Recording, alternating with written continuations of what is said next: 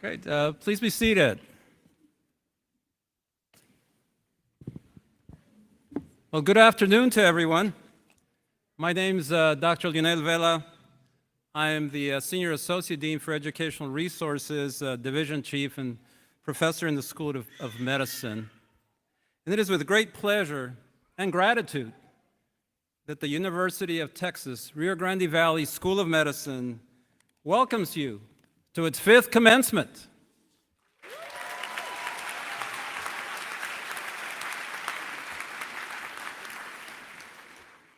The UTRGV School of Medicine faculty, students, staff, and leadership are delighted you have joined us as we again celebrate the fulfillment of a dream for this community that began many decades ago.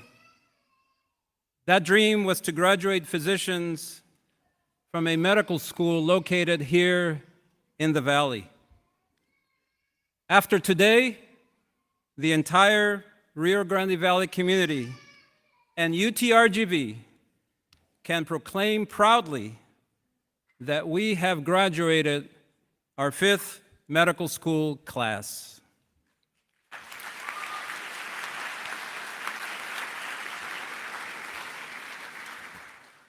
The proud significance and attainment of this milestone would not be possible without the individual achievements of each member of the School of Medicine's class of 2024.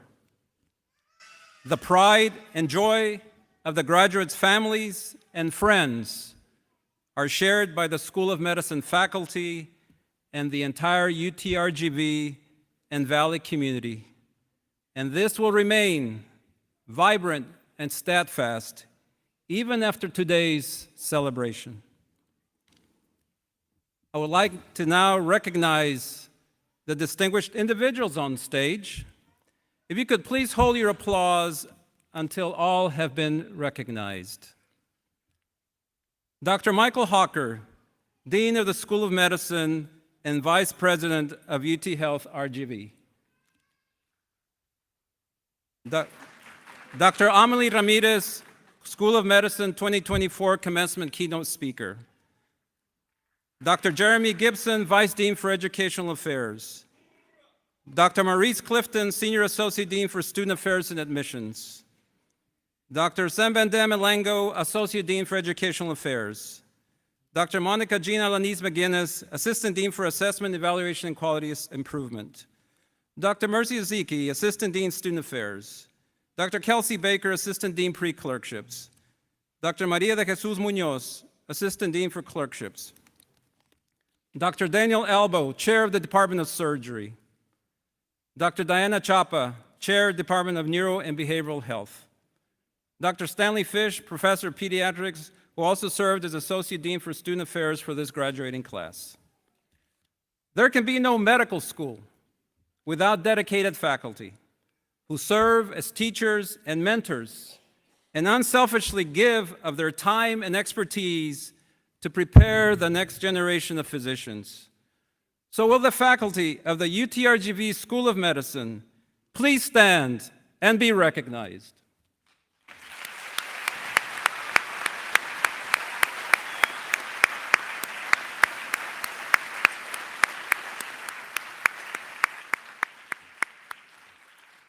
And be seated, please.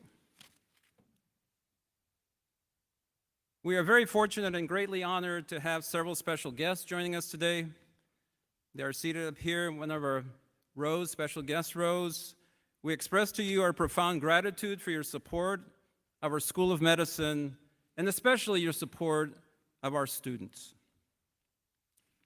I will now ask veterans and current military members to please stand or wave and be recognized. We are honored by your presence and extend our profound gratitude for your service to our country.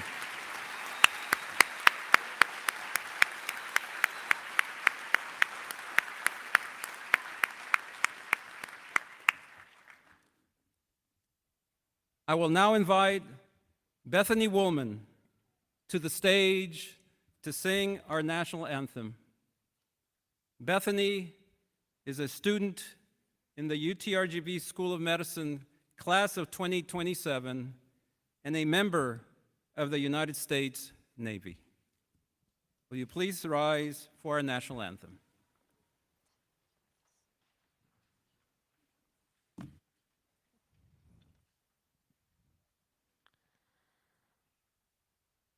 Oh, say, can you see by the dawn's early light what so proudly we held at the twilight's last gleaming, whose broad stripes and bright stars through the perilous fight o'er the ramparts we watched were so gallantly streaming, and the rocket's red glare, the bombs bursting in air, gave proof through the night that our flag was still there. Oh, say, does that star-spangled banner yet wave o'er the land of the free and the home of the brave?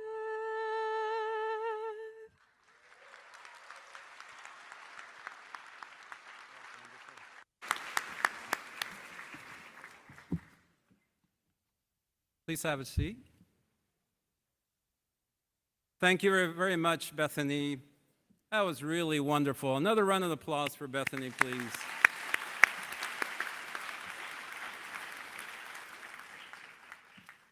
I will now introduce Dr. Michael Hawker, who will preside over this School of Medicine commencement ceremony. Dr. Hawker is Dean of the School of Medicine and Senior Vice President for UTRGV, assumed his post on June 28, 2021. He comes to the Rio Grande Valley from the Medical College of Georgia at Augusta University, where he served as the Senior Associate Dean and designated institutional official of graduate medical education. In that role, Dr. Hawker oversaw 51 residency and fellowship programs. He held the J. Harold Harrison, MD, Distinguished Chair in Emergency Medicine. Prior to joining the Medical College of Georgia, Dr. Hawker spent 14 years at Duke University School of Medicine, where he helped start what is now considered one of our country's top emergency medicine training programs.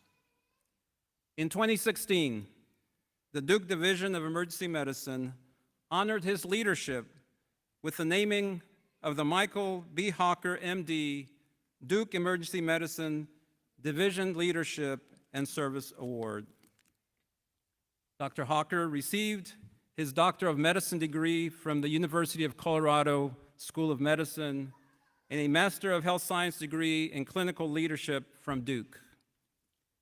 He completed his internship at the UC Davis East Bay Surgical Program in Oakland, California, and his residency in emergency medicine at the University of Massachusetts.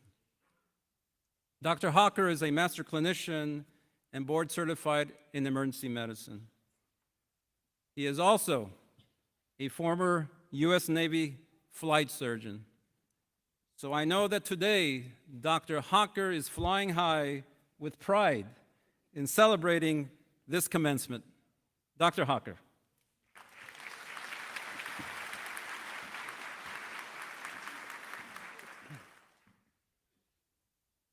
Thank you, Dr. Vela. I didn't expect that. Good evening. Buenas tardes and bienvenidos. First of all, it was great to see the excitement as the soon-to-be graduates were coming down. We love excitement here, and I'm sure we'll hear some more in a little bit.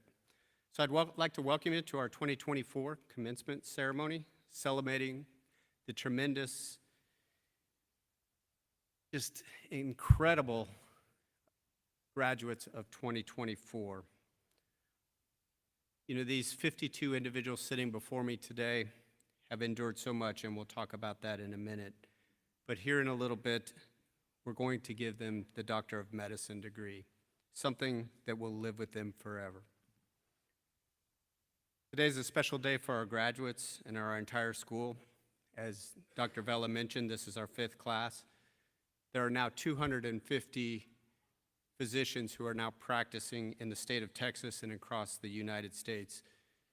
Many of those are practicing here in the Rio Grande Valley in our programs, taking care of the people of the Rio Grande Valley, of Texas, and beyond.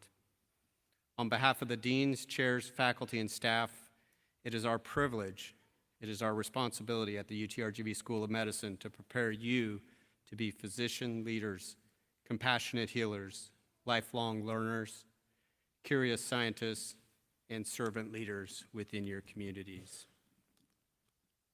Graduates, remember what you learned here as you head out to train, and as I call it, chisel your foundation at many prestigious institutions, many in the Rio Grande Valley, many in Texas, and across our great country. In a few weeks here, you're going to get to wear a new, longer white coat. Wear it with pride as you care for your patients. Share with others what an incredible place the Rio Grande Valley and UTRGV are. Standing here today, I can't help but remember my own graduation from medical school. Earlier this evening, I got to talk with the students, and I have to admit, it was a glorious day, and I remember walking across the stage. I can remember what I was wearing. I could remember my family that was with me. I could remember who the keynote speaker was. But I do not recall what the dean said. Hopefully you'll remember a few words that I say. There was also the Surgeon General who was our keynote speaker, C. Everett Koop. I remember hearing his general message, but I really do regret that I wasn't more in tune with what he actually said that day, because I'm sure it was profound. However, I would like to share with you the class of 24. I'll make it simple. I want to share a few things that I've learned along the way. Along my career as a military officer, academic emergency medicine physician, healthcare administrator, and physician leader. Many of you will be those same things. First, be the right kind of leader. And second, the Navy taught me a lot, and many of the folks within our school know my motto, which is adapt, improvise, and overcome. What do I mean by be the right kind of leader? The right kind of leader leads from the right place, and I'll explain that more in a second. Lead with your white coat, and lead with a servant heart. When you lead from the right place, good things happen. As the great Nelson Mandela said, it's better to lead from behind and put others in front, especially when you celebrate victory, when good things occur. However, you take the front lines when you're in danger. Then people will appreciate your leadership and they will follow you. Second, lead with your white coat. What do I mean by that? Every day I get to wear a suit coat, many days a white coat. The white coat is our superhero cape. I didn't really appreciate that until COVID-19, when we were on the front lines, especially as an emergency physician, and people started to call me a hero. And I said, no, I'm an emergency physician. I take care of people who need me. I never viewed myself as a hero. But that cape, it represents our profession and what we do. And if you're wearing your white coat, you can make good decisions for your patients and their families. and you will always do what is right for the patients. Lead as a servant leader. A servant leader values people, is humble, promotes others before themselves, and is selflessly cares for others. Remember that. Care for your patients with humility, and know that the incredible honor and privilege of caring for those who suffer requires you to be both compassionate healer, but most importantly, a good listener. Being a great doctor requires you to understand that being a physician is about caring and serving for others. It is never, ever about you. You came to this school with a passion for learning medicine and being of service to your community and fellow mankind. Never forget that. The Rio Grande Valley is a special place. Many of those sitting in the audience call this home. It's the home of our medical school. It has been embraced by so many within our community. It was desperately needed and is fulfilling its mission. We are accomplishing great and incredible things here at home. We provide high-quality specialty clinical care, life-changing research, innovative education, and raising the bar for clinical care in the Rio Grande Valley and beyond. We are transforming how health care should be in South Texas. Class of 2024, I make you this promise. After you go out and complete your residencies and fellowships, if you want to come back to the Rio Grande Valley, we will find you a position. As we know, there are many shortages of physicians, there are many opportunities in the Rio Grande Valley, and we need you back. If you decide not to come back, remember V's up and remember where you trained. I also want to commend this class. You know, medical school is hard enough. Just ask these folks sitting up here. But you completed medical school during COVID. COVID changed all of our lives, and not anybody in this audience wasn't affected by that. But just put yourself in a student's position trying to learn the art of medicine, which is already arduous enough, and then put COVID on top of that. Each of you is an outstanding example of a resilient medical profession should be. You have adapted, you have improvised, and you have overcome. As you join other physicians in the practice, remember you have overcome difficult challenges with courage, humility, and you've done it in an incredible way. That is why I'm confident that you will conquer any challenges that come your way moving forward and as you establish your careers as physician. I'm sure you're sitting here and just probably pondering, where have these 4 years gone? Let me give you another piece of advice. They just keep going faster and faster. But think about it. At some point, you decided to become a physician. You made sure in high school you got the grades you needed to go to college. You took entrance exams to get into college. Then you went and you got good grades. Otherwise, you wouldn't be sitting here. And you continued on your pursuit. There were many around you who said, I want to be a doctor. And each one of us probably looked at several faces who went into their undergraduate program saying that. But by the end, there were fewer and fewer. You are what is left. You are the physicians. You took your MCATs. You got your acceptance into medical school. One of the greatest days I can remember. You then got to put on your white coat. You got to start seeing patients. You got to learn about the Krebs cycle yet again and again. Haven't used that one in a while. But now you're ready to take the next step in your journey. Graduate, you're a diverse and talented group. You are the future of medicine. As I look out into the crowd, I see your excitement, incredibly bright future. Please know that nobody is more excited than us and the faculty who have welcomed you as part of our family and will continue to support you in any way that you need. And we are so very proud of you. Except we're probably not as proud of you as the people that sit behind you.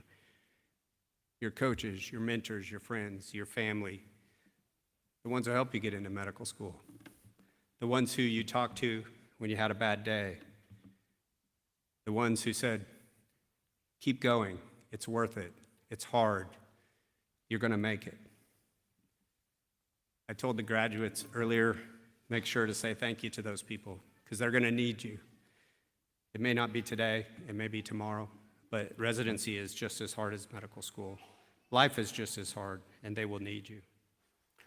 I want to take this opportunity to recognize and thank our entire School of Medicine faculty, our staff, the administrators behind each of these graduates. We would not have been able to get here without you and your service and leadership. I also want to take a moment to say thank you for all the folks that make something like this come together and be so successful.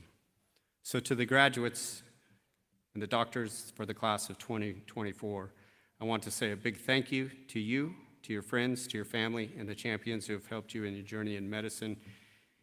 And soon, very soon, we'll get to welcome you as the next group of physicians here at UTRGV. So thank you for being here. Normally, we would have the president with us. Unfortunately, he couldn't make it. So I think we have a short video. He wanted to send a special medicine to the graduating class of School of Medicine for 2024. Congratulations to the graduating class of the School of Medicine. We're really proud of you. You have your MDs. You have finished. You came here 4 years ago with great plans. You did a lot of hard work, and look where you are today. You finished. You're about to go do your residency. But we don't call this ceremony the end. We call it commencement. Why? This really isn't the end. This is the beginning. It's the beginning of your life. What you do from now on is what's going to define you. Not the last 4 years were great. We're really proud of you and what you've accomplished, and your families are too. Your families, many of you have your families here today.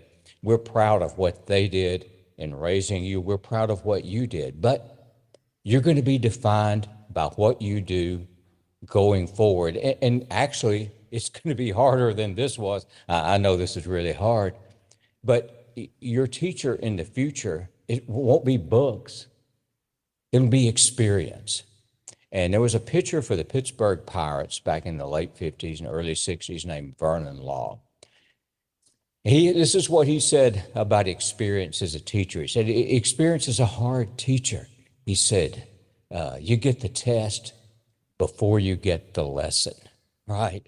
The lesson comes after the test. So experience is your teacher from now on, but you know what? You're well prepared to do that. You're well prepared to have experience as your teacher. You've had great teachers here. You've done a remarkable job as students. Your parents have prepared you well. You're going into residencies. They're going to provide even further training for you. We know that you're going to do a great job, and I can't tell you how proud we are of you. We hope as you go forward into those residencies, you'll remember us and you'll come back here. We hope you'll live in the Valley. We hope you'll practice medicine here, but always remember what you got here. Give back to this institution. It's given to you. We want you to give back to it. We hope you'll come back and live here. I hope I'll be seeing you someday soon. Well, not professionally, but just socially. And I want to congratulate you again for everything you've accomplished, and best of luck in the future.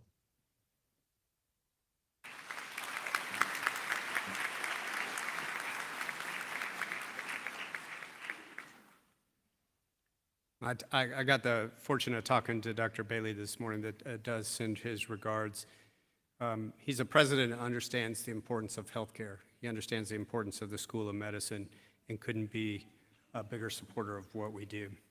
It's now my honor to introduce the keynote speaker today, Dr. Amalie Ramirez. Dr. Ramirez is chair and professor of population health sciences and director of the Institute for Health Promotion Research at UT Health San Antonio.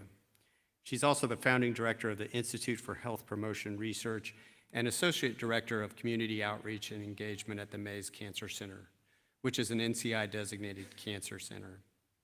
She is internationally recognized cancer and chronic disease health disparities researcher who has uplifted the Latino voice in healthcare research, training, and outreach for over 3 decades.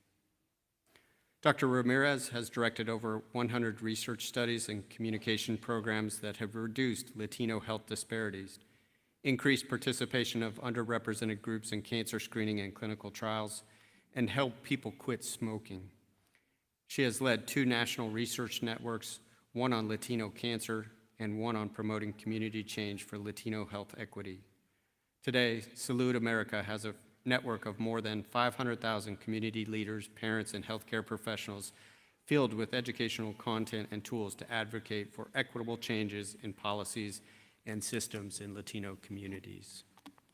Dr. Ramirez has also led studies using the latest technologies and media innovations to improve health behaviors among Latinos, covering smoking cessation to breast cancer treatment adherence. She also understands the great need for mentorship programs and representation in the healthcare workforce, and has personally trained and mentored over 300 Latino undergraduates, pre- and postdoctoral students, and early career faculty members, instructing them about research design methods, data analysis, and career development. Many of her trainees have gone on and achieved high-profile and broad-reaching independent success. She has also united over 800 Latino cancer disparities researchers to collaborate on Latino cancer at her biennial Advancing the Science of Cancers in Latinos conference in 2018, 2022, and 24. Dr. Ramirez, as an academic clinician, has also authored many peer-reviewed articles, is an editorial board member of several prestigious journals, and is frequently invited to speak at scientific meetings. She has been recognized for her work to improve Latino health and advance Latinos in medicine, public health, and behavioral sciences across the United States. Here in Texas, she is on the San Antonio Mayor's Fitness Council and is the past board president of the Academy of Medicine, Engineering, and Science of Texas. Dr. Ramirez is a native of Laredo, Texas, and a UT Health System graduate. When I heard Dr. Ramirez was going to speak, I couldn't think of somebody that was more influential, especially as we're looking at what we're doing at UTRGV in the School of Medicine in the Rio Grande Valley. We know that the Rio Grande Valley has long been neglected. Many health disparities exist here. Many Latinos need help, are uninsured, underinsured, don't have access to care. We also see that in education and know the importance of supporting Latinos in education and abilities to move forward and social mobility. We are also starting our new cancer center, and in December of 2024 here, UTRGV will give the Rio Grande Valley as a Christmas present a cancer and surgery center where we can care for individuals in the Rio Grande Valley who have that unfortunate diagnosis of cancer. Many who would never have the opportunity to get care anywhere else in the valley, or many who have to travel out of the valley to receive world-class care. I'm proud to say in February of 2025, we will provide that service here in the Rio Grande Valley. So please help me welcome Dr. Emily Ramirez.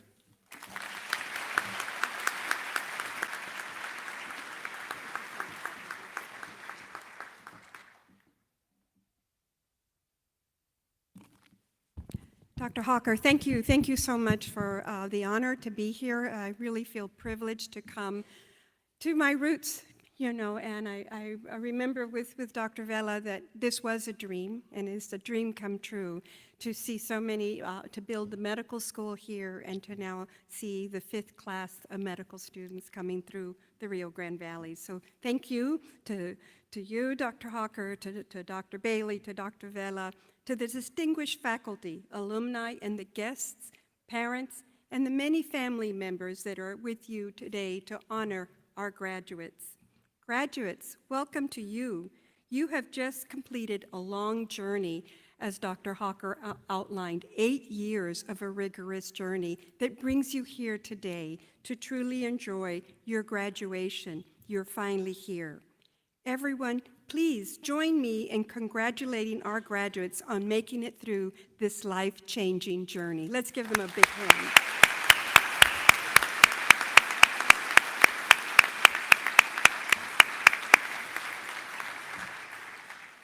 Graduates, It truly took a village to get you to this point. You put the blood, sweat, and tears to get here, but you also needed a good support system. You would not have made it without your family, friends, and the community that formed you at the medical school. So graduates, please stand up and look around and give an applause to your family, friends, and especially your parents who love you and have supported you along the journey. So let's turn around and give your friends and family a big applause.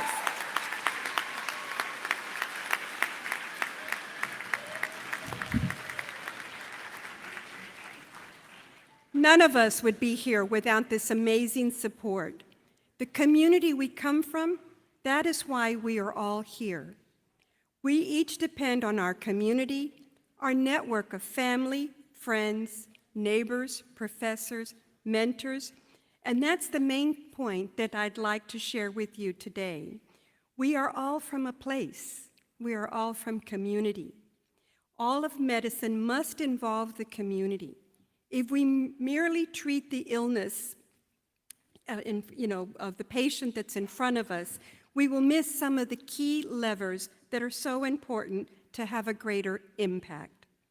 If we merely tackling the symptoms and not addressing the root causes and prevention, we are not providing comprehensive health care. Health care cannot just be for the patients who come to be treated, but it must be for the whole community if we are to provide the best care that we can. Today, I'm here to share with you a few lessons that I've learned from my life journey and that I have discovered from community health, in hopes that you can apply some of these tips so that you can start your own journey to transform our communities. My life's work and my life's passion has been community health. Specifically, I have focused in the area of cancer prevention and for Latinos, but for all, because I am passionate about the community. I have come from and helping their lives to be healthier and longer. I have gotten out into our community to help them understand healthy ways of living and to actually apply what we know in our healthcare systems at a community level and in their daily lives. I've learned about it by doing it. I began in my hometown of Laredo, Texas, working as a health planner in South Texas. It was there where I had the honor of meeting one of the pioneers of community medicine. One of these pioneers is our late Dr. Ramirez. Some of you may remember him. Dr. Ramirez was a passionate advocate for healthcare in the Rio Grande Valley and a seminal figure in the history of medicine in Texas. Pioneers like Dr. Ramirez guided me to an opportunity at Baylor College of Medicine with the DeBakey Heart Center. There, I was tossed into a mix and had to demystify what basic science researchers were telling me and saying about what causes heart disease, what happens during a heart attack, what is atherosclerosis, what's the difference between LDL and HDL, terms that I had never heard about. It made me realize how I needed to make sense of this new science in a community that spoke a different language, and especially in a community that rarely came to see the doctor. This gave me the opportunity to design an educational campaign on high blood pressure called El Asesino Silencioso, the silent killer. The campaign sought to lessen the impact of high blood pressure that often leads to early deaths through heart attacks. The educational program opened doors for me to begin working at the National Heart, Lung, and Blood Institute and to begin representing our community at a national level. Very often, I was the only minority female and the only Mexican American on the committee. My entire career, I have worked side by side with clinicians and researchers interested in the causes of heart disease, diabetes, and cancer. This partnership has been very special to me as I learned more about each of these disease areas and how best to communicate to a primarily Spanish-speaking community and how to help them to reduce their risk for these diseases. I realized that many of these diseases actually shared the same risk factors. So if we could reduce these risk factors, maybe we could reduce premature deaths. Over the years, my work has developed strategies showing how we can encourage communities to come in for cancer screening or to quit smoking. I led the first NCI Latino-focused study on cancer called the National Hispanic Leadership Initiative on Cancer. This project, we looked at similarities and differences in the Latino population across 6 sites in the U.S. communities to confirm that we're not all the same. We might share some similar cultural values, but we differ. We differ due to socioeconomic factors, educational factors, and other things that make us a little different from where we, and also where did we come from originally? Were we born in the U.S.? Were we born outside of the U.S.? And how does all of this affect our cancer risk factor? And now we're learning more and more about ancestry and how that impacts our DNA. One of the results of my study that we really learned an important lesson, and I'm sure many of you have heard, that zip code matters because there can be a 10-year difference in lifespan depending on the zip code where you live. In 2004, President Clinton appointed me to serve on the National Cancer Advisory Board. For over 20 years, I led the National Research Network on Latino Cancer that looked at these initial questions regarding social, economic, and educational factors. Then we did research using a theoretical model on how can we get patients to come in to be screened, working closely with our community health workers and media messages. We were successful in educating community members to realize that they needed to come in early. But you know what? Once we got them into the clinic, we found that there were differences across the U.S. with regards to access to care. We wondered, could we reduce these differences? We tested by adding a patient navigator in the clinical setting to help our patient get from the initial diagnosis to treatment. We were the first to prove how culturally relevant patient navigation reduced the time from confirmatory diagnosis and time to start of treatment among our Latinos, saving lives in the process. Then we brought our model to Latino cancer survivors of breast, colon, and prostate cancer. From our research, we discovered that there were differences, so we developed a new program to offer patient navigation to improve our survivorship care and to address many of the quality of life issues that our patients were facing. We were able to help our patients along the entire cancer continuum, from prevention through survivorship. This is how this work has led to the first epidemiologic cancer study on Latinos looking at survivorship. With support from the National Cancer Institute, our team at UT Health San Antonio and the Mays Cancer Center, and the University of Miami Sylvester Cancer Center, we are going to recruit 3,000 Latino cancer survivors. We are creating a better understanding of their journey and how we can best improve their care, as well as looking at the similarities and differences among our populations. And something that just touches my heart, some of our patients tell us, this is the first time anyone has asked about my journey. All of this has led me to establish the conference that Dr. Hawker just mentioned, the Conference on Advancing the Science of Cancer in Latinos. This is a conference has brought Latino researchers from across the U.S. and internationally to address issues in terms of how can we improve care and reduce cancer in our communities. We just held the 4th conference in February, and State Representative Joaquin Castro provided introductory remarks and shared his story and battle with colon cancer. Many of the researchers said that this was the first conference where they felt that their voice was being heard and that they had the opportunity to see others like themselves. Why am I sharing all of this with you? Because I have learned that all medicine is community medicine. If we limit our work solely to the treatment of the illness in front of us, we will not see the impact that is possible for our communities.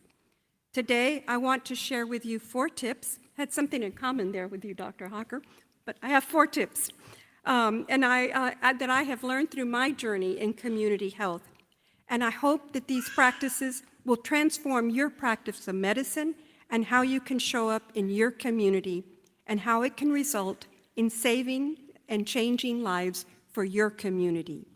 These 4 tips is not only a call for our physicians, our new physicians today, but the entire community, because we are all needed to transform our communities into healthier communities. So my tips are: love well, jump in, use your voice, and don't go it alone. The first tip is to love well. This is a story about where I came from, my heritage, the family and the communities that shaped me. Like many of you, I'm from South Texas. I'm one of 5 children of Filiberto and Saida Gutierrez. We grew up in Laredo, and we have family roots in Hebron, Roma, San Ignacio, and Zapata. I was fortunate to grow up in a very loving home, and education was stressed. My dad once said, "Your education is the only thing that no one can take away from you." My dad's family was from Hebronville, about 100 miles from here. My dad had a hard life.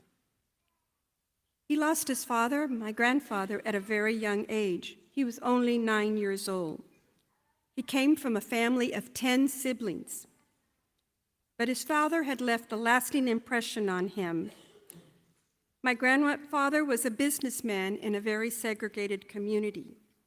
He and other Latino business leaders opened the first school for Mexicans in the state of Texas so that their children could get a good education.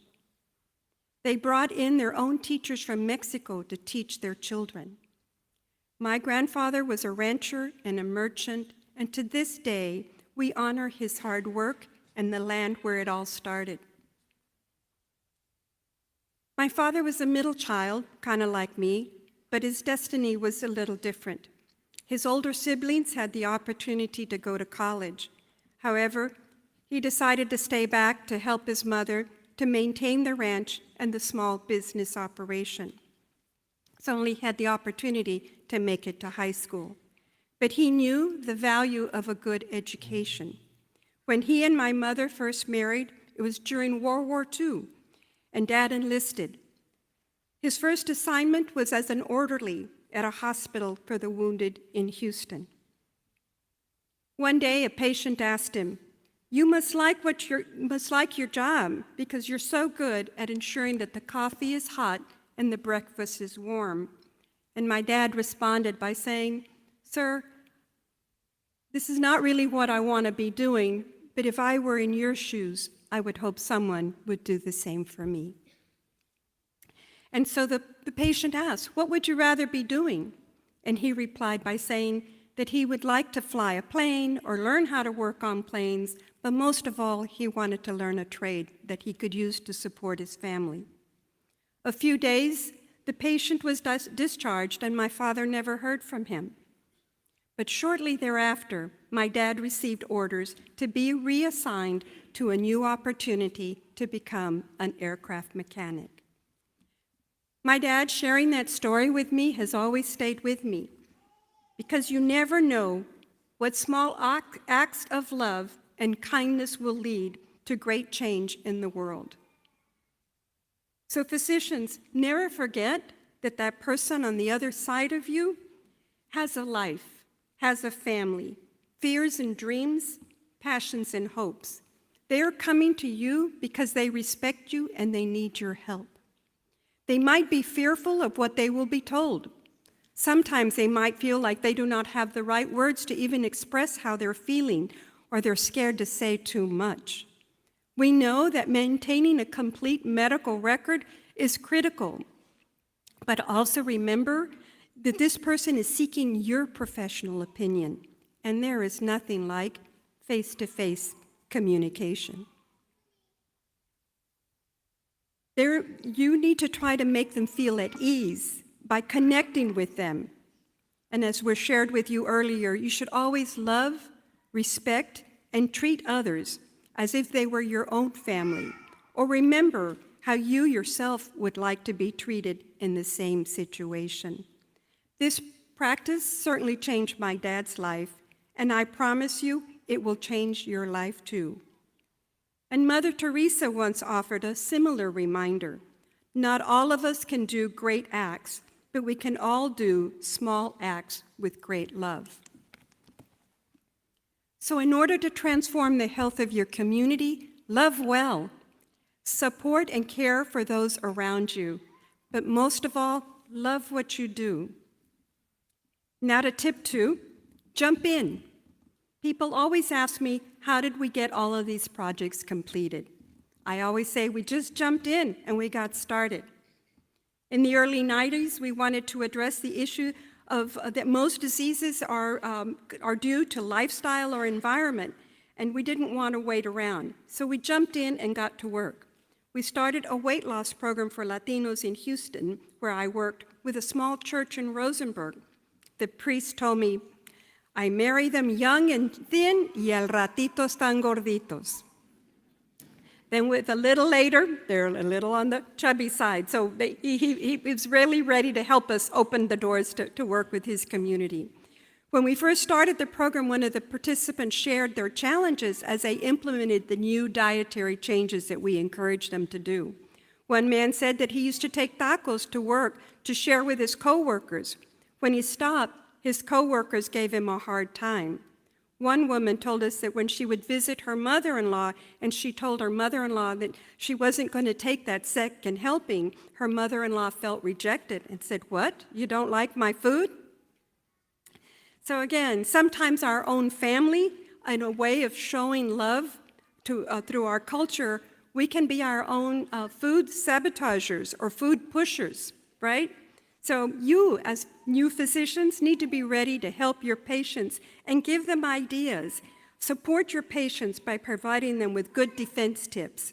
Give them ways to navigate the present situations and help them imagine new possibilities that they have not considered. That is what we are building, a new reality for our communities.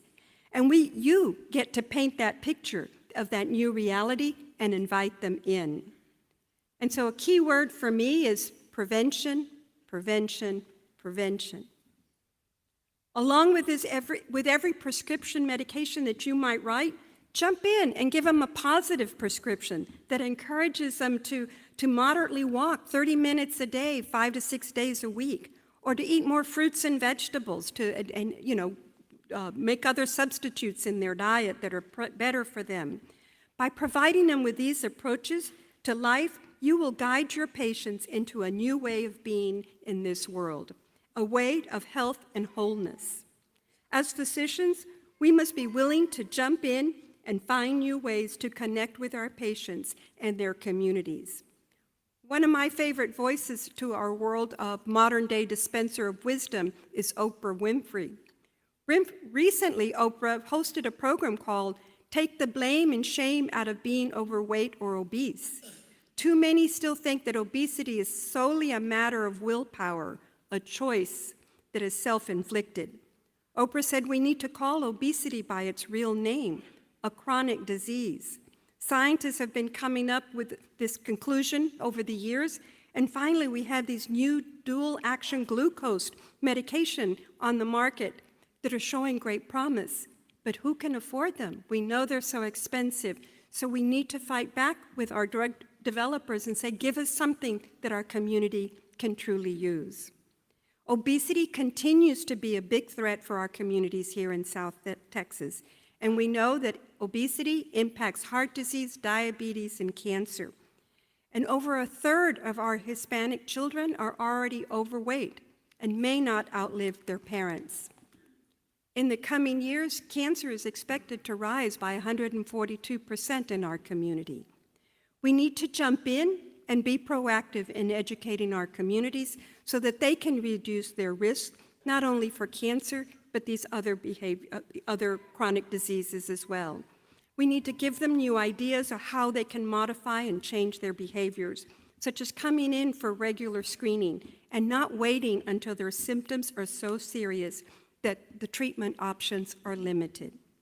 So in order to transform the health of your community, develop proactive approaches for people to get more involved in their health. And if we all jump in and get started, we can contribute large strides to improving our community's health. So love well, jump in, and use your voice is my third tip for you. The breadth of your impact on your community may surprise you.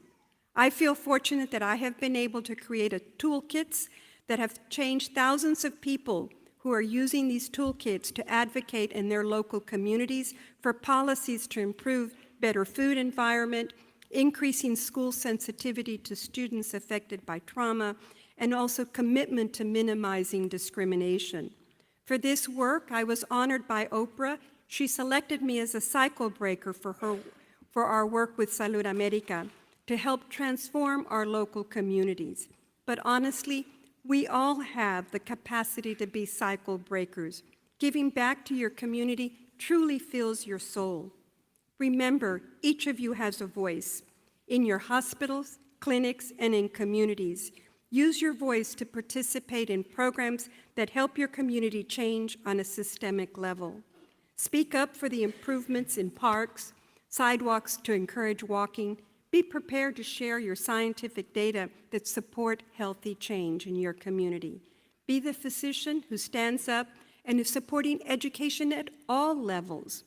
Share your knowledge and training. Most of all, please pay it forward. Again, use your voice. Do not let your care stop with your patients. Your Hippocratic oath that you will take later today describes as a physician is health for all, not just the patient before you. What can you see, dream, envision, and know from your training that will help you transform your community? How can you help those around you and with what you've already been given? This is the work and high calling of a physician, to care for the health of the whole community, not just the patient before you. But you might ask, how do we go about creating a healthier community? There's so much need, and you are right, the need is great, but you are not alone in this work. And that brings me to my fourth tip: don't go it alone. You are joining an entire community of caregivers. Just look at you now. No need to go it alone. Look for the person around you, the one that can join in the work, or the people that are already out there that have already started, or the one who is ready to help. I have found that they will be there.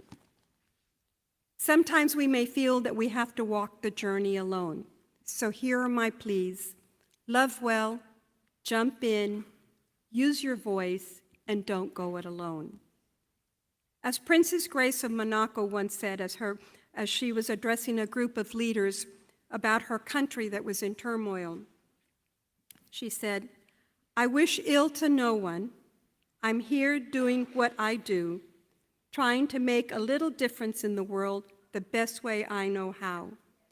No one should have the right to crush happiness or beauty when they see it. That's not how I was raised. That's not a world that I wish to be a part of, because I believe in love. And I believe it's love that will make us put our guns away, our politics, and our fears, and our prejudices. And it is love that will eventually make everything right. So take time to love those close to you and share your love with all of those around you to make your community a better place for all." Born and raised in Laredo, college in Houston, career in Houston, San Antonio, and South Texas, I never left. Our communities that formed us need us. They need our training, they need our wisdom, they need our stories, and they need our presence. And that was a call that was made to you earlier, and I truly feel that. Most of all, they need our hearts.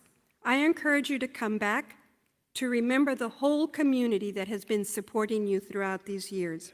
Like me, you may fall in love with the community and find that it's your life's work.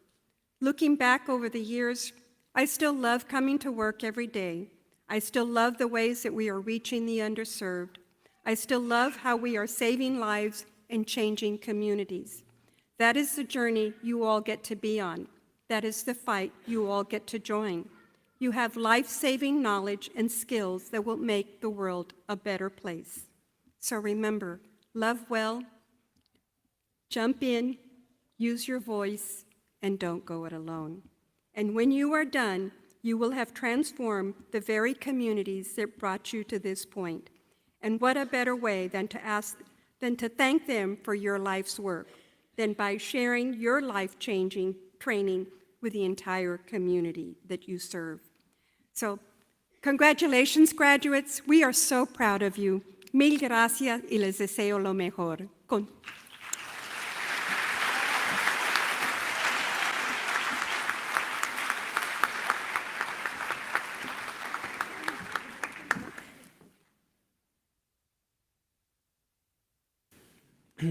Dr. Ramirez, thank you for your life's work. Thank you for your dedication to this great state of Texas. And thanks for sharing that heartfelt story about your father. That was very touching. You know, as an emergency physician, every time she said, jump in, I said, feet first. And then use your voice. And I just want to commend, there's some little ones out there. First of all, I have 5 children. Many of us on this stage have children. God bless you all. Children are welcome here. They're part of our family. And to the mothers who are holding them, or the fathers, we love those children. And thank you for being here. It's important that you're here as well. At this time, I'd like to invite Dr. Jeremy Gibson, who's our Vice Dean of Educational Affairs, to recognize the candidates for the Doctor of Medicine degree.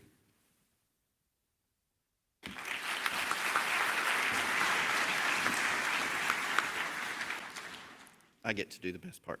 Thank you, Dr. Hawker. Will the candidates for the Doctor of Medicine degree please stand and remain standing?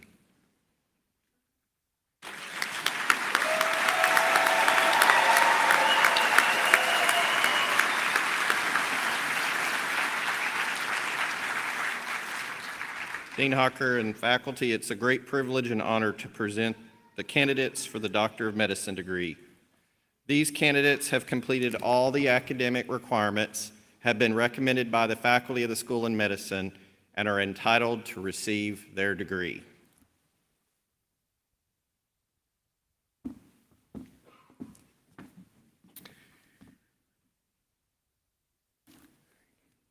Candidates for the Doctor of Medicine, you have been recognized by the powers vested in me by the UTRGV President, Dr. Guy Bailey, the great state of Texas, the Board of Regents, the University of Texas System, and by the recommendation of our faculty, I now confer upon each of you these degrees with all rights, privileges, responsibilities, and obligations appertaining thereunto.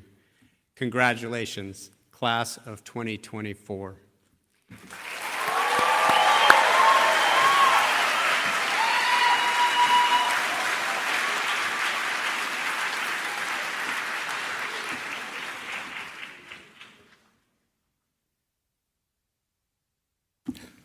All right, please have a seat, graduates. Doctors.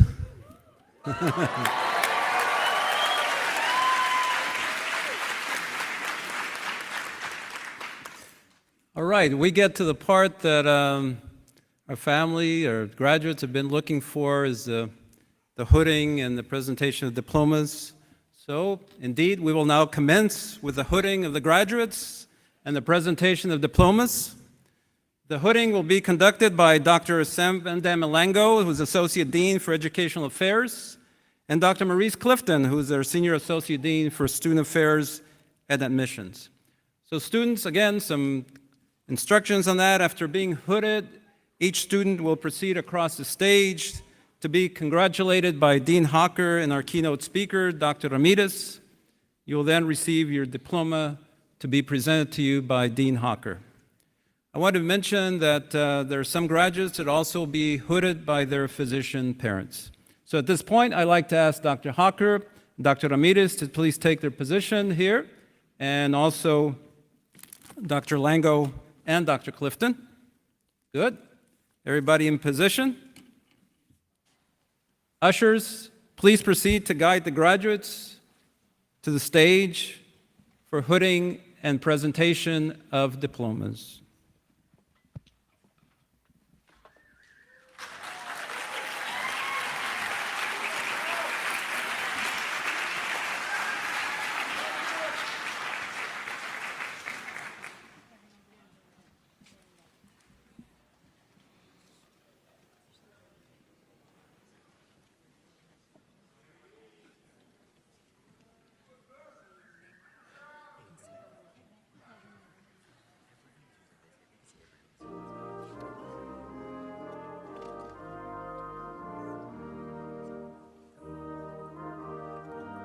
Dr. Kevin Mark Abraham.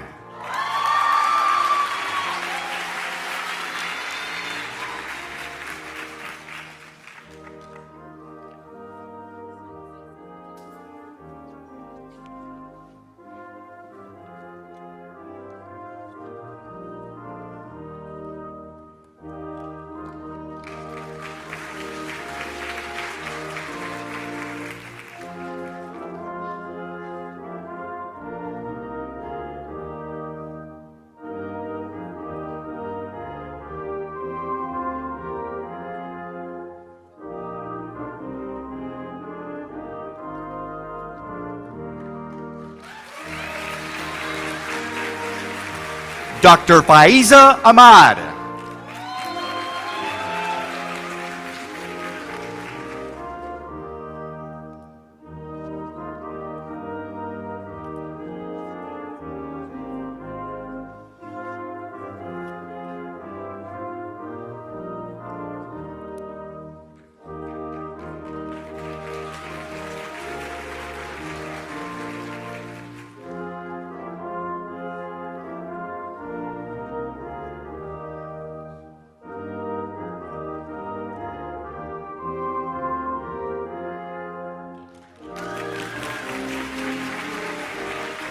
Dr. Elizabeth E. Akpan Smart.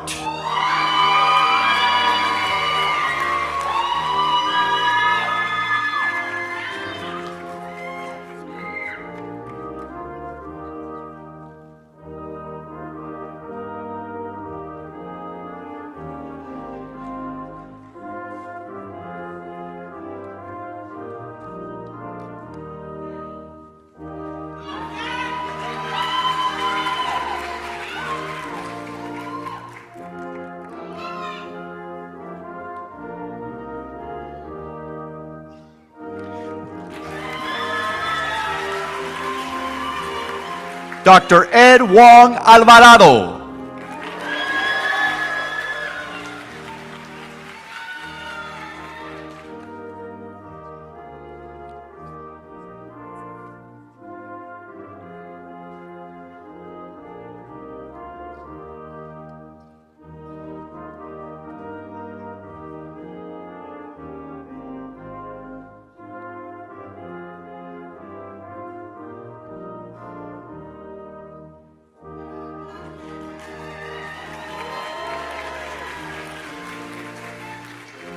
Dr. Samuel Alvarez Jr.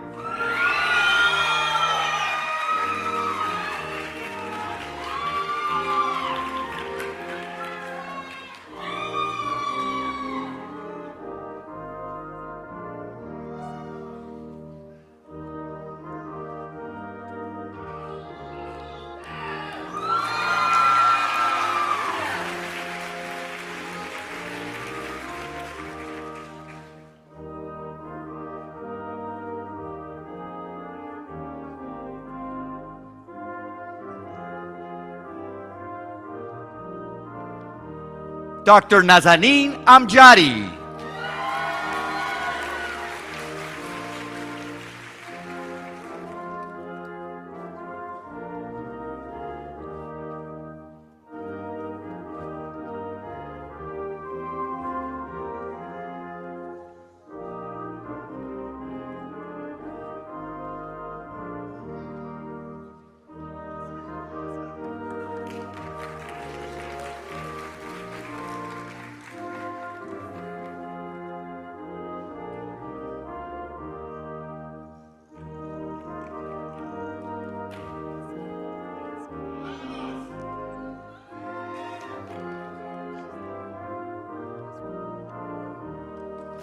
Dr. Roger Banda Jr.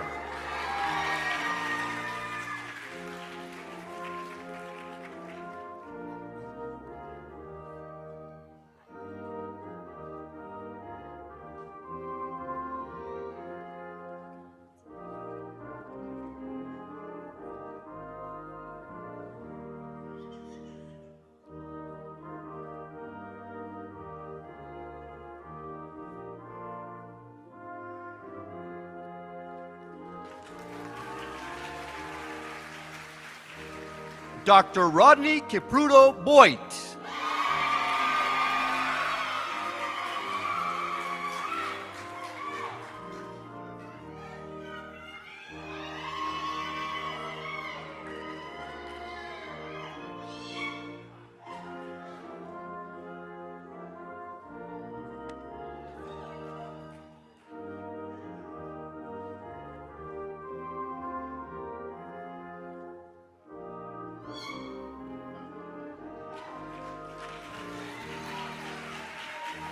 Dr. Rueda Boyles.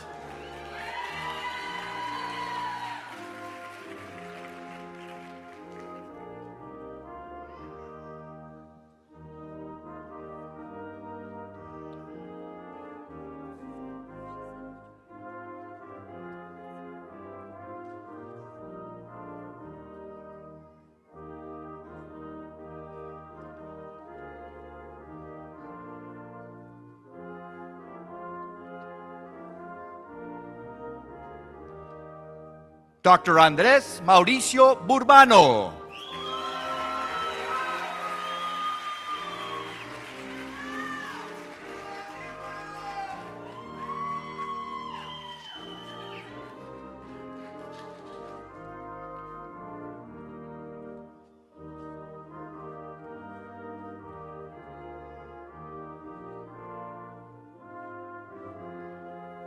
Dr. Molly R. Chapman.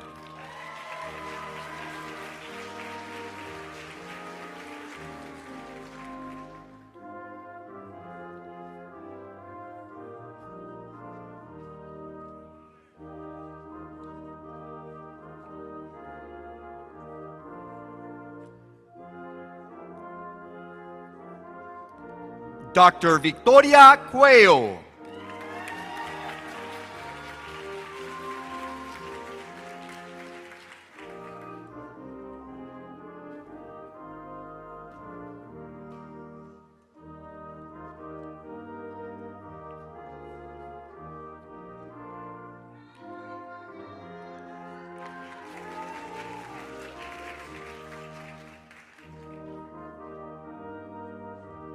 Dr. Aaron Daniel de la Cruz.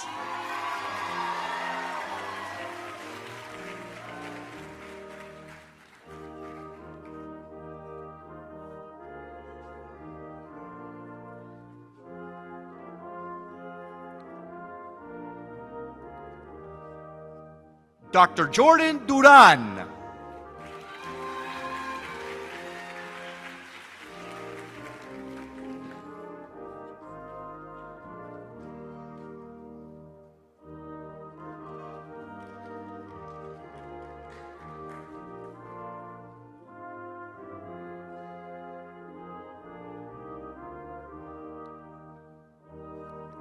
Dr. Jesse Fang.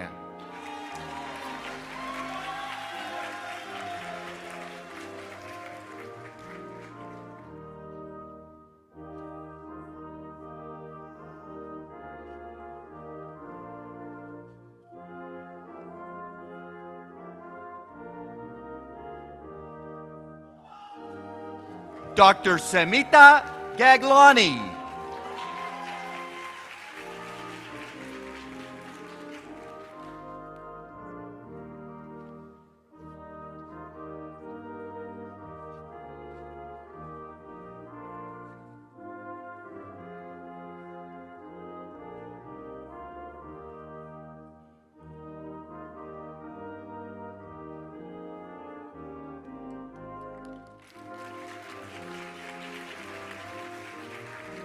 Dr. Ariana Garza.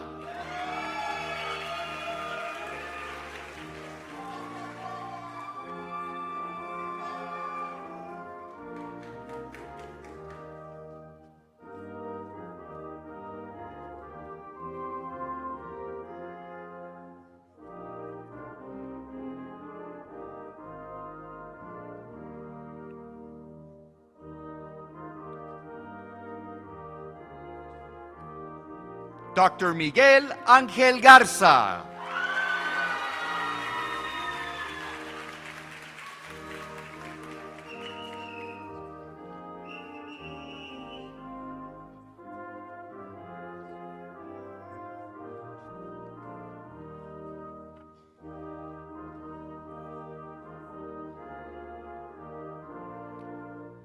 Dr. Aishwarya Gadiganti.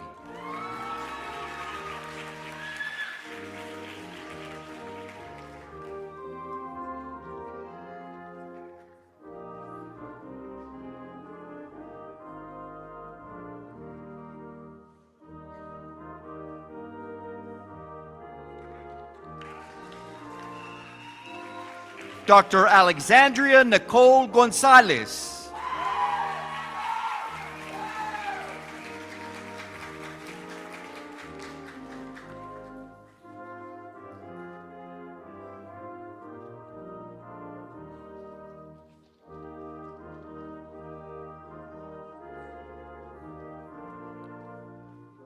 Dr. Shiv Yogesh Govinji.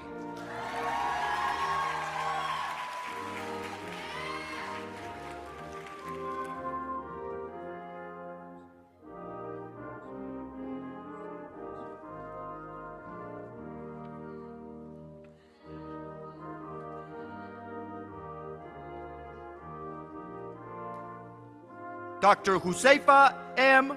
Gula Hussein.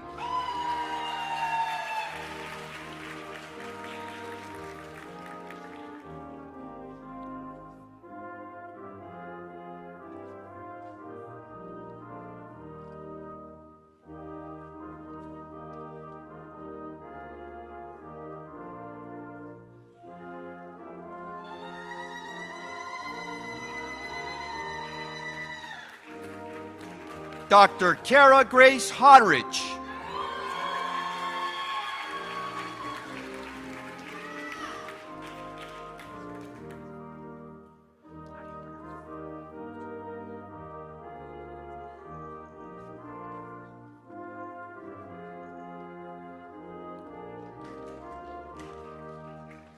Dr. Jennifer Amone Inofomo.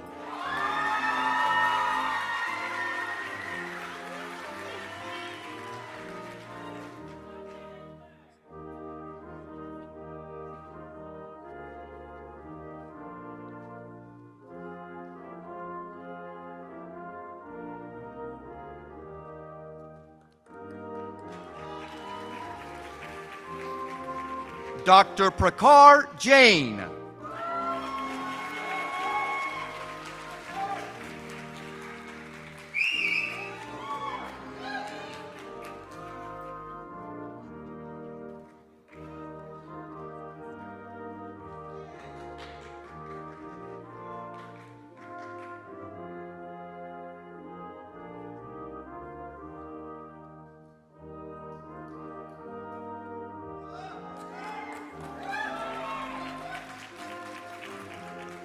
Dr. Suchita V. Javeri.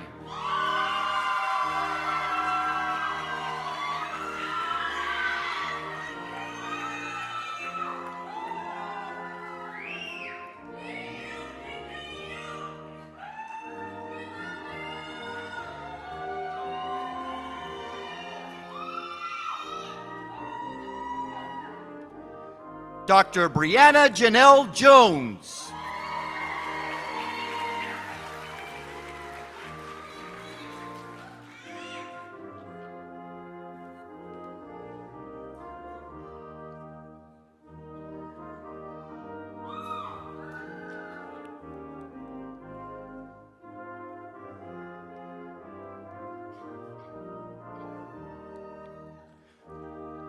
Dr. Zoha Khan.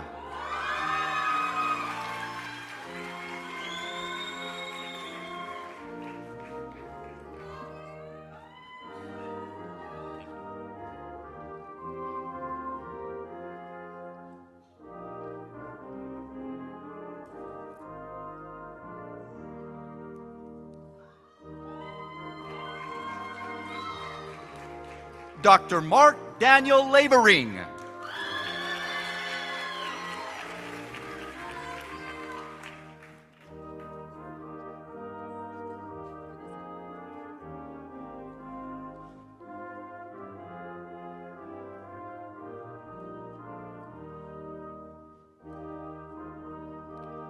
Dr. Vanessa Elena Lopez.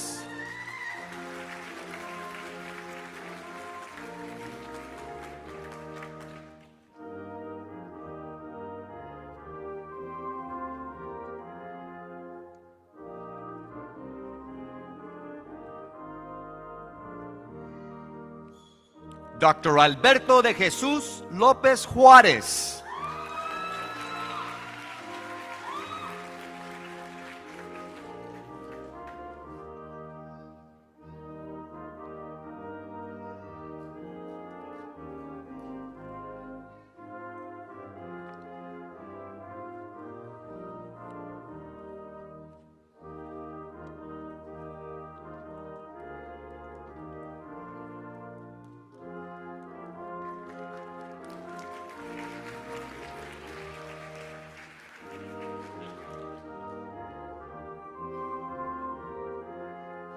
Dr. Joshua Ishmael Membreno.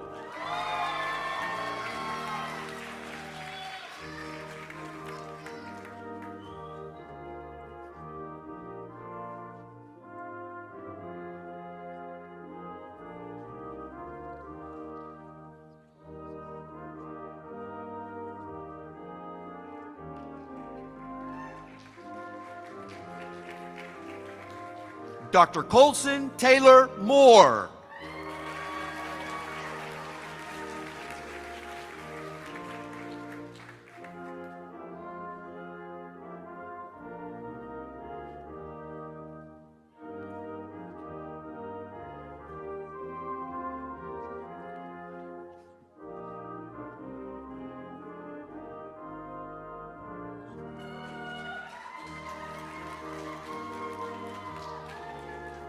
Dr. Johnny Wope Wynn.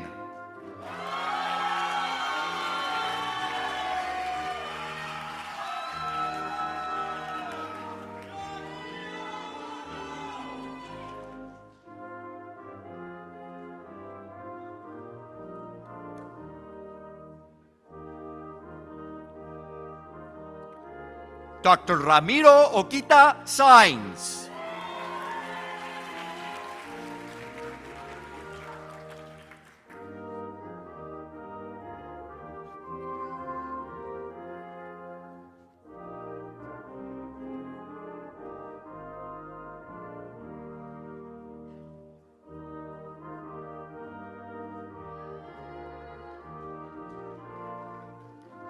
Dr. Kevin Josue Orellana.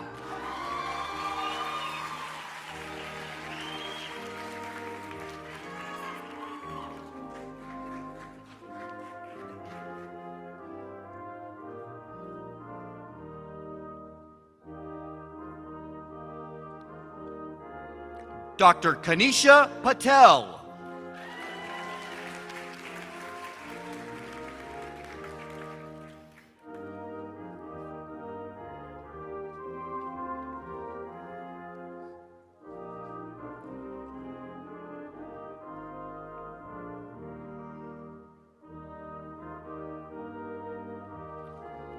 Dr. Alberto Peña Jr.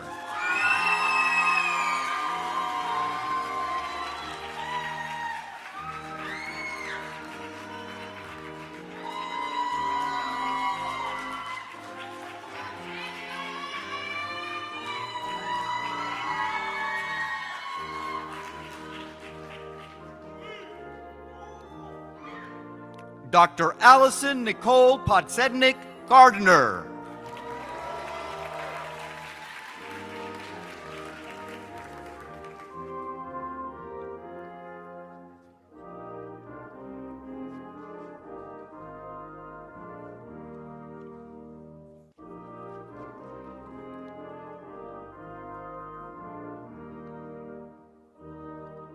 Dr. Bill Douglas Pope III.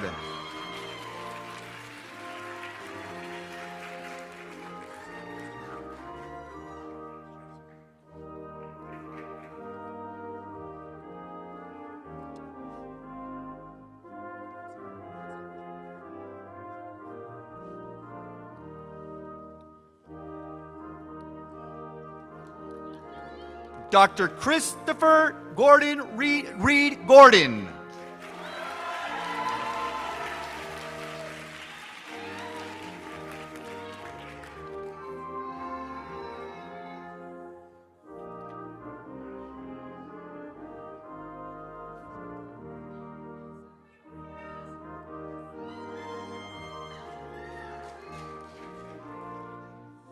Dr. Sidney Charm de Guzman Reyes.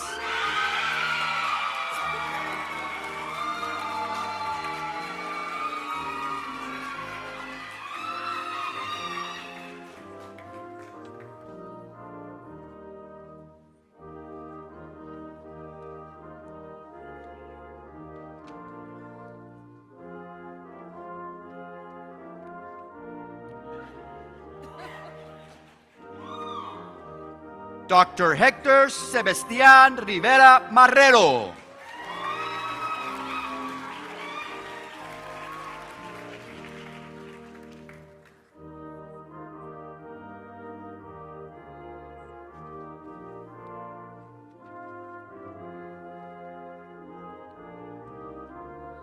Dr. Cecilia Salinas Domene.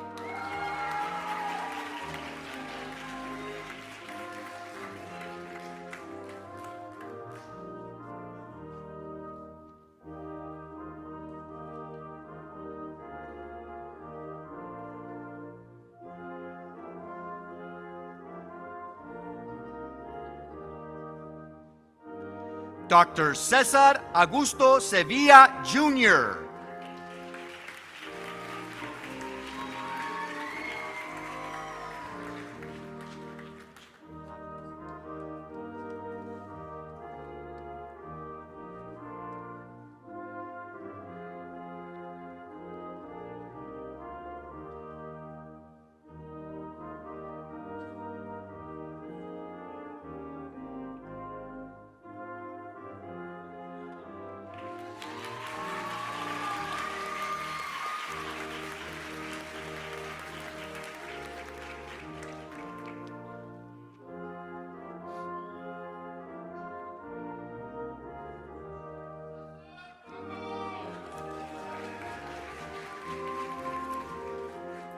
Dr. Aaron Silva.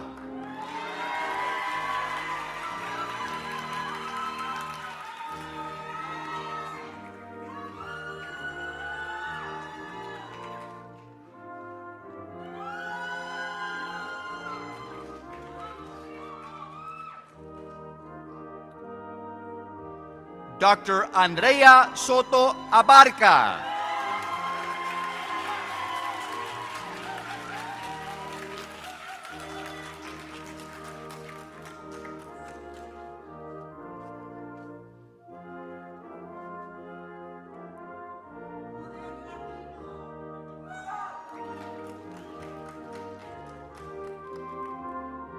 Dr. Alisa Judith Villanueva.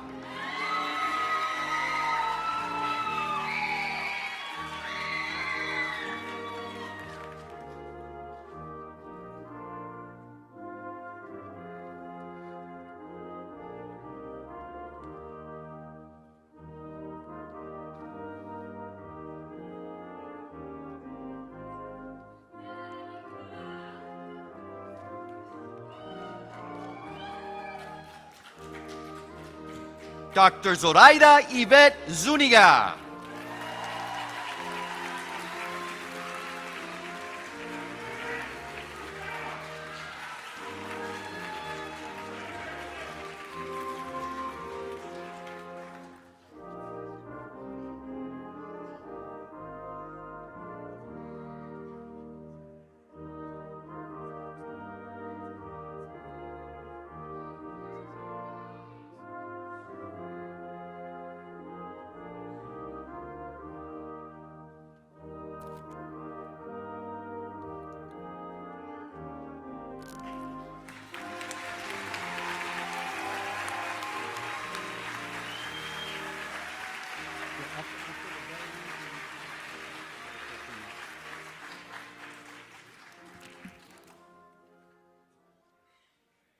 Well, this is a celebration, so why don't we one more time give it up for a new Doctor of Medicine graduates.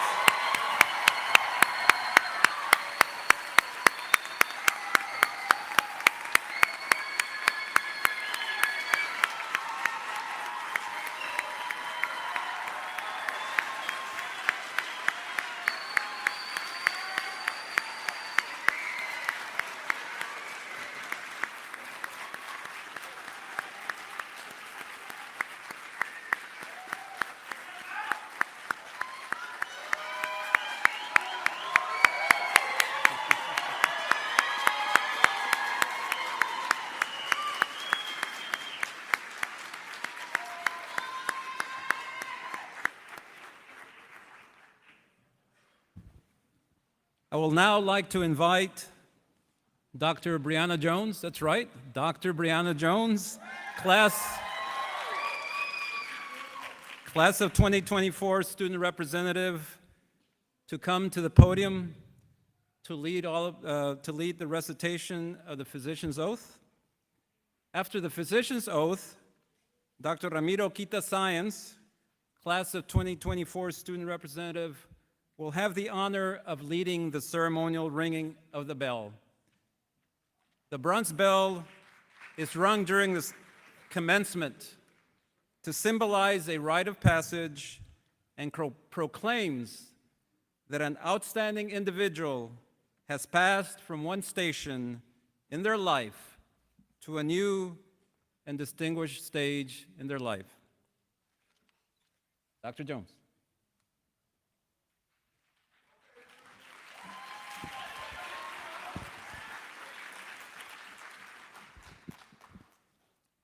I would like to invite all my fellow students from the class of 2024 and all physicians in attendance to please stand and join me in reciting the Hippocratic Oath. Thank you.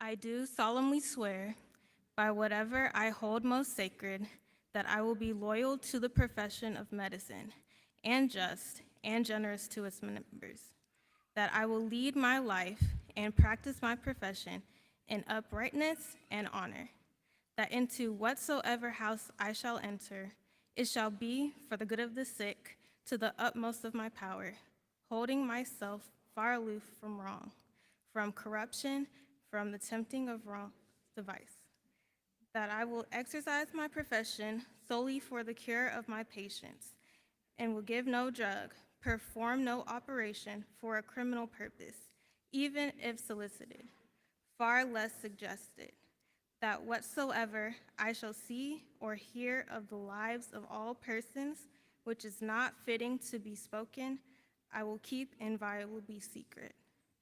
These things I do swear, while I continue to keep this oath unviolated.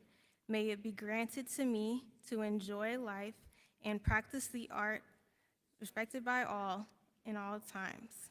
But should I trespass and violate this oath, may the reverse be my lot.